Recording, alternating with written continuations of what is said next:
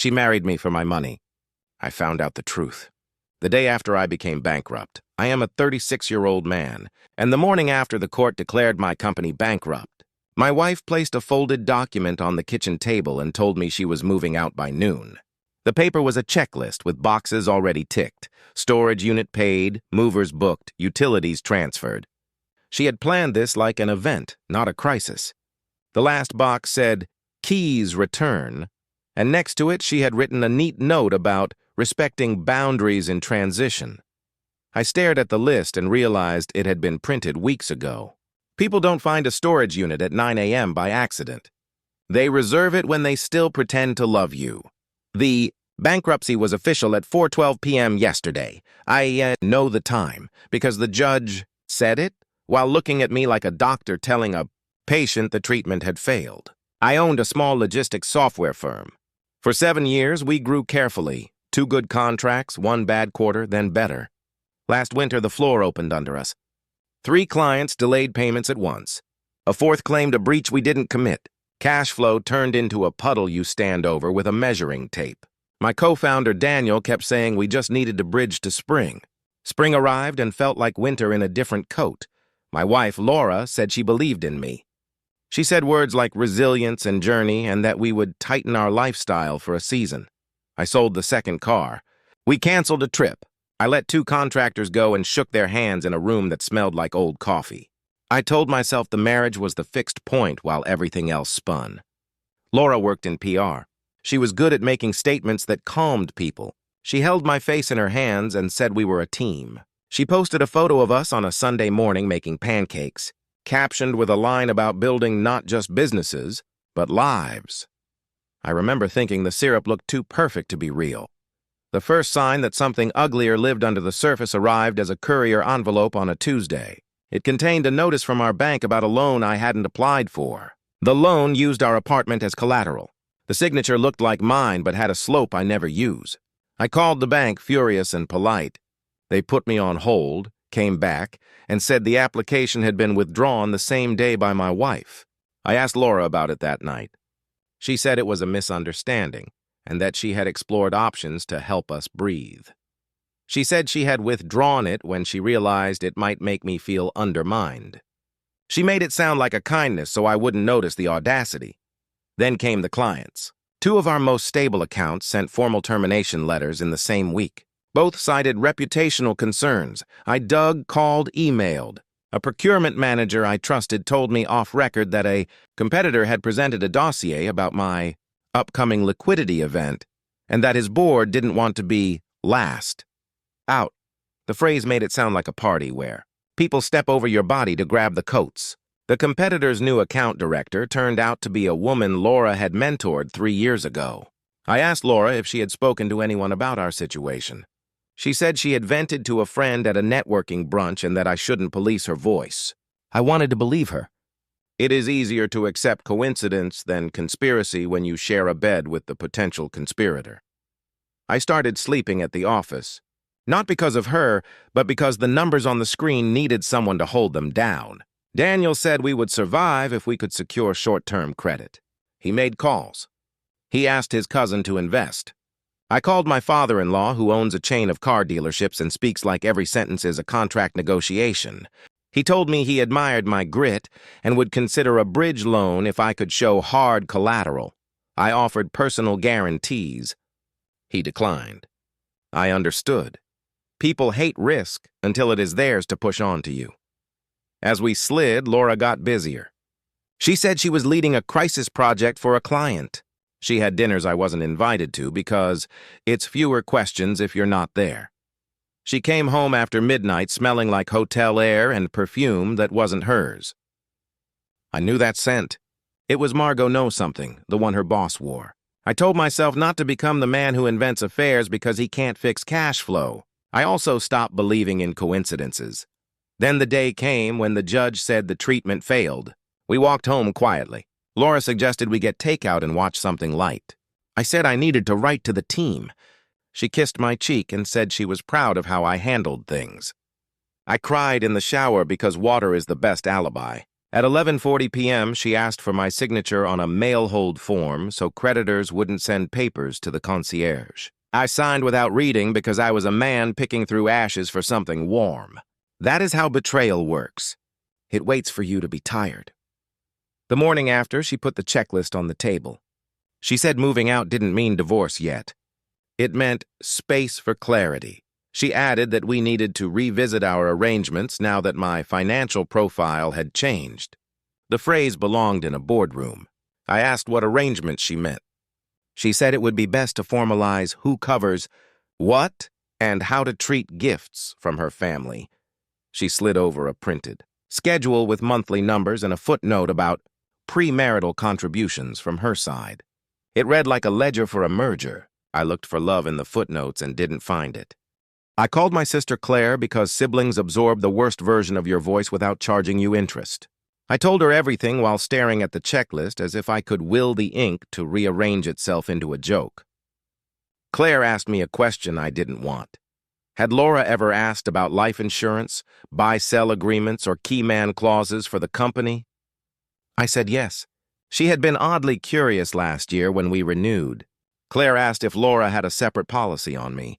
I laughed because that sounded like a movie. Then I stopped laughing because Laura worked in PR and knew which tragedies ended with a quiet payout.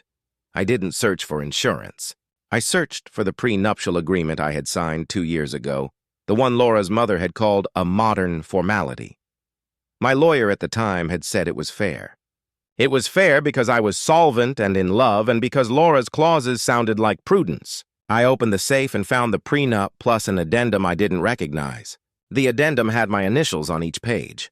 It reallocated certain assets in case of material adverse change in my financial position within the first 3 years of marriage.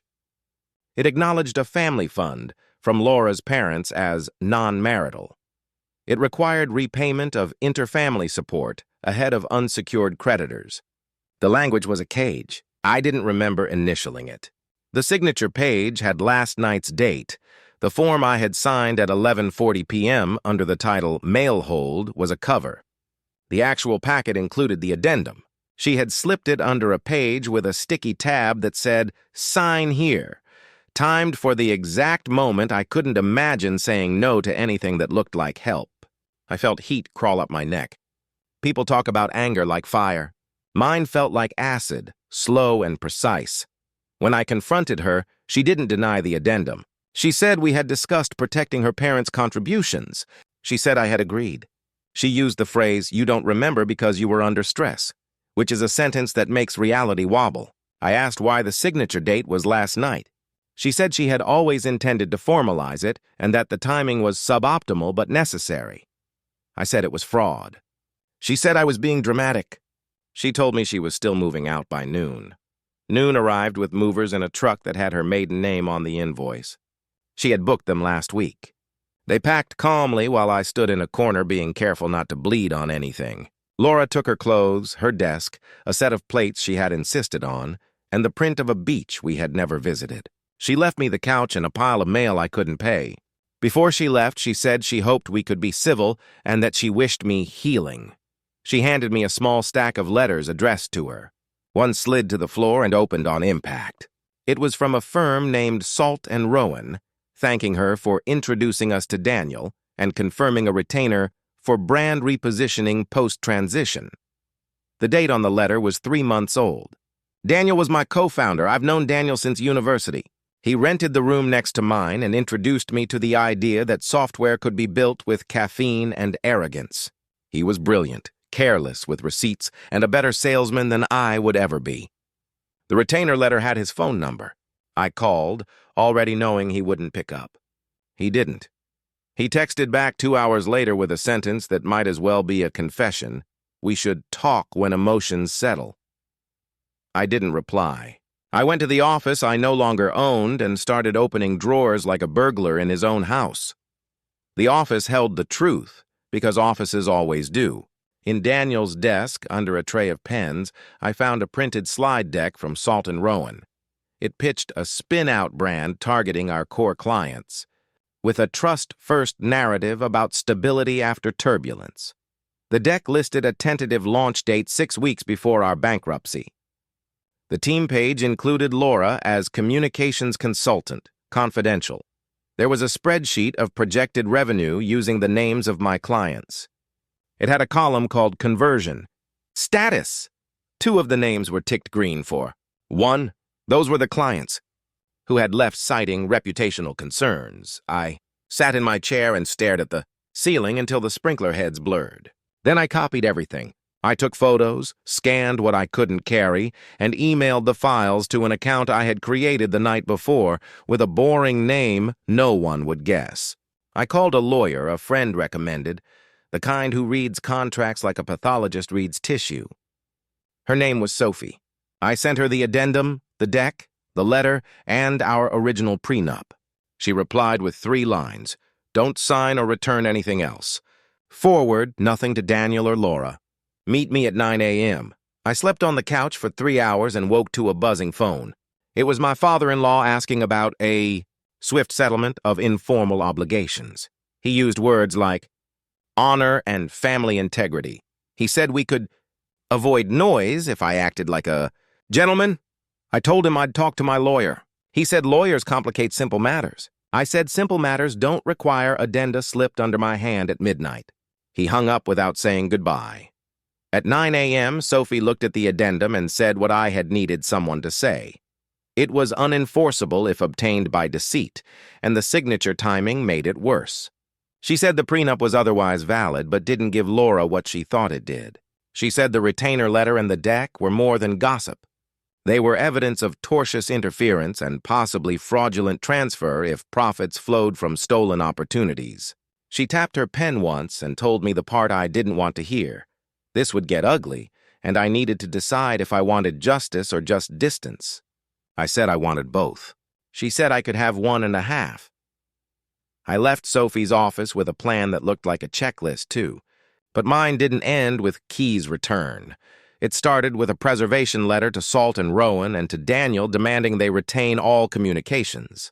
It included a notice to Laura and her father that any interfamily support claims would be disputed and that any attempt to collect via the addendum would be treated as fraud.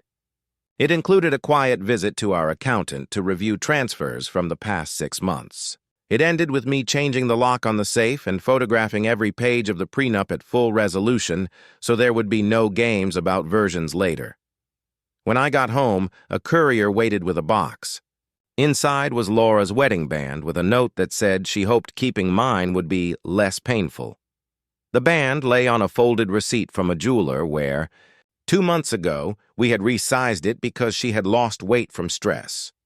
On the back of the receipt, a scribble I recognized as Daniel's, he has a particular way of looping the Y in pay, said, "Deliver to L." The date of the scribble matched the date Salt. Rowan pitched the spin out. It hit me then, not as a story about money, but as a story about conversion, how a person converts vows into leverage, friendship into pipeline, love into bullet points. The day after I became bankrupt, I found out the marriage had been a spreadsheet with candles. The discovery didn't make me noble. It made me precise. Precision can feel like cruelty if you've been raised to be kind at your own expense. I was done paying. Sophie's first move was surgical. She filed emergency motions to preserve evidence and sent letters that made people sit up straight when they opened them. The letters went to Daniel, Salt, and Rowan, the 2 clients who had converted green on the deck, and Laura's father. They were written in calm sentences that promised noise if anyone pressed play on the wrong track. She also drafted a complaint for interference and unjust enrichment, naming Daniel and Salt and Rowan, with a section reserved for John Jane Does in case other names surfaced. She asked me to keep my temper offline and my phone in airplane mode when I felt the urge to send cathartic texts. I followed her instructions like they were the only map in a fog. Evidence began to answer back. The venue where Laura had booked her storage unit sent a confirmation to her email that accidentally CC'd mine. She had used our joint autofill once and never removed it. The date of the booking was 3 weeks before bankruptcy. The movers forwarded an itinerary that included a stop at an address I didn't recognize. A quick search showed it belonged to an extended stay building near Salt and Rowan's office. It looked less like a refuge and more like a staging area. Our accountant, a quiet man who writes numbers like prayer, called with a tremor in his voice. He had found invoices from Laura's PR firm to Daniel's new entity for reputation management. The amounts were large enough to pay 2 employees' salaries for months. The memo line said transition narrative and stakeholder reassurance. He also found that shortly before the 2 clients left us, a consultant had billed Daniel personally for industry introductions. The consultant worked at Salt and Rowan. The dates lined up with calendar. Invites on Laura's phone labeled Ketchup D. Sophie, built a timeline on her screen and kept her face wooden while she added each entry. She told me we had enough to force a settlement or march into court. Marching would feel righteous, she said, but expensive and slow. Settling would feel unfair but targeted. I asked if we could also deal with the addendum Laura had slipped under my pen. She smiled without humor and said she had already drafted a letter declaring it void for fraud and lack of capacity due to distress, quoting a case where a man signed a mortgage while his house burned. I said my house had burned slower. Laura's father sent his own lawyer, a man who wore a watch that could pay a salary. He proposed resolving family matters privately by recognizing the addendum and moving on. Sophie replied with the word counterclaim and a list of exhibits we intended to introduce, including the email threads between Laura and Salt and Rowan that we would subpoena. The watchman blinked. He suggested we were misreading good intentions. Sophie said good intentions do not require surreptitious addenda and competitor decks populated with our clients' names. The conversation ended with the phrase, "We will revert." Daniel, who had avoided me since the day of the movers, finally asked to meet. We sat in a cafe with small tables that forced strangers to eavesdrop. He said he had done what he had to do. He said I had been paralyzed.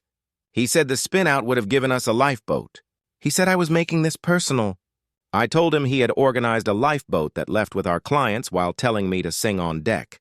I told him the deck lived on my phone now. I told him Sophie would be in touch. He said lawyers ruin friendships. I said he had already done that without professional help. Laura texted me the next day as if from a different dimension. She wrote that she never wanted this to become hostile. She wrote that she had been trying to protect her family. She wrote that she had married me for love, but had to be realistic when numbers changed. She asked if we could agree that we had been incompatible. About money. I stared at the word. Incompatible until it looked like a wallpaper pattern. I replied with a single sentence. Any communication should go through Sophie. She answered with, "Wow," the tiny shard people throw when the mirror doesn't reflect their preferred angle. One of the clients who left us, a mid-size carrier with a decent CFO, called me quietly. He said he had felt uneasy about the way the switch happened. He had been told I was considering relocation and stepping back, neither of which was true. He said he didn't want to be in the middle, but also didn't like being played. He sent me the materials Salt and Rowan had presented, a glossy booklet with phrases like continuity and seamless team. It used screenshots of our product with the logo blurred. It described features we built, rephrased. Sophie's eyebrows lifted a millimeter, which for her meant fireworks. She added trade dress and misappropriation to our list. The settlement talks began with posturing and ended with arithmetic. Sophie demanded 3 things: restitution from Daniel and Salt and Rowan for profits derived from our converted clients, a non-disparagement agreement with liquidated damages, and a written retraction from Laura, acknowledging the addendum was void and that she had mischaracterized interfamily support. She also demanded that Laura return any property purchased with my funds in the last 3 months, including a bracelet I hadn't known about. Laura's side countered with noise about harassment and embarrassment. Sophie slid the evidence across electronically, timestamps, invoices, screenshots, IP logs from the competitor's login to our demo environment. The noise quieted. Daniel broke first. He agreed to pay a sum that made me feel sick because of what it represented, the cost of selling pieces of a friendship. Salt and Rowan offered a brand-level contribution to avoid distraction, which is a polite way to say hush money. I took it because court is a slot machine that eats time. We signed a consent order restricting use of any derivative of our materials. The clients remained gone. You can't reverse the wind once it has changed directions, but we stopped the bleeding. Laura held out longer, perhaps because she believed in the story where she was the sensible one cleaning up after a sentimental man. Sophie filed a separate action-seeking declaratory judgment that the addendum was void. We attached the timeline of the midnight signature and the emails with her father about formalizing before the inevitable. It took one hearing and a judge with a tidy mind. The judge asked Laura's lawyer why a spouse would present a binding financial document for signature the night of a bankruptcy order, and why the spouse's family would then accelerate informal obligations. The lawyer said words that died on the table. The judge declared the addendum unenforceable and reprimanded them for gamesmanship. I exhaled for the first time in a month. After the hearing, Laura waited in the corridor with that strange mix of anger and appeal people wear when they want you to be the person you were before you saw who they are. She said she hadn't married me for money. She had married me because money had made me feel safe, and she liked the version of me that felt safe. She said the bankruptcy had changed me. She said I had become hard. I said I had become accurate. She asked if we could reset quietly and tell people we had simply grown apart. I told her stories are cheap. Costs show up on statements. We would divorce, I said, and the paperwork would speak for itself. The divorce terms reflected our new clarity. The prenup stood without the addendum. We split nothing she hadn't brought in. She kept her salary, her jewelry, her storage unit, her curated language about resilience. I kept the couch, the code base I would later open source out of spite and hope, and a list of mistakes I have no intention of repeating. There was no alimony. There was only a clause about mutual non-disparagement and an agreement to return a few gifts to reduce drama. Her father sent a card at Christmas with a printed photo of a beach and a note about wishing me peace. I put it in a drawer with the band. Receipt and the storage confirmation, a small museum of what people say when they don't say what they did. Friends sorted themselves. Some admitted they had liked the version of us on Instagram and didn't know how to stand in the raw part. Some delivered food and silence. Claire showed up on Tuesdays with laundry detergent because she knew I'd forget boring things while focusing on legal nouns. Daniel didn't show up at all. He wired the settlement and sent an email that said he hoped I would forgive him someday. I didn't reply. Forgiveness is not a letter. It's the absence of a sentence you no longer need to say. With the cases closed, the quiet arrived. Quiet is different from peace. It has edges. I went back to the empty office and packed the last of the cables. I left the whiteboard markers because I liked the idea of someone else drawing a better plan in that room. I started freelancing, small contracts that paid in 30 days instead of never. I slept. I cooked simple food. I learned how much a day costs when you remove brand decks and betrayal from the budget. I also learned something unglamorous. Shame evaporates when you label it accurately. I stopped calling this a rough patch. I started calling it what it was, a coordinated exit dressed as maturity. Months later, I received an email from one of the converted clients. They were leaving Daniel's spin-out. The product was fine, they wrote, but the trust had curdled. They asked if I could recommend someone. I sent them to a competitor I respected because the right revenge is a working compass. The same week, Salt and Rowan posted a case study about navigating transitions with integrity. I didn't read it. I went for a run and watched a kid on a scooter figure out how to stop without falling. He dragged his foot, wobbled, then grinned like he had invented physics. I realized that's what recovery feels like, clumsy, specific, and yours. Laura emailed once on a Sunday evening when people draft apologies they don't send. She said she hoped I was well. She said she had been in therapy. She said she had learned about attachment styles. She didn't say she was sorry. She didn't mention the addendum. She attached a photo of a lamp I had always hated, asking if I wanted it back. I didn't reply. The lamp was made of copper and pretended to be warm. That felt on brand.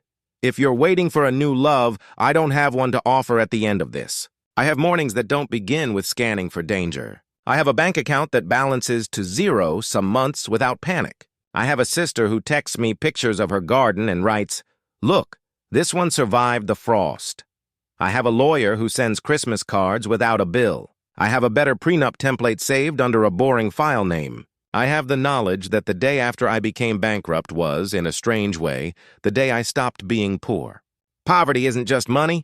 It's believing you owe people your confusion so they can keep their comfort. She married me for my money. I found out the truth the day after I became bankrupt. The truth wasn't that she loved money more than me. The truth was that she loved the version of herself that money lit up in other people's eyes. That version needed a stagehand. I thought I was a partner. I was a lighting rig.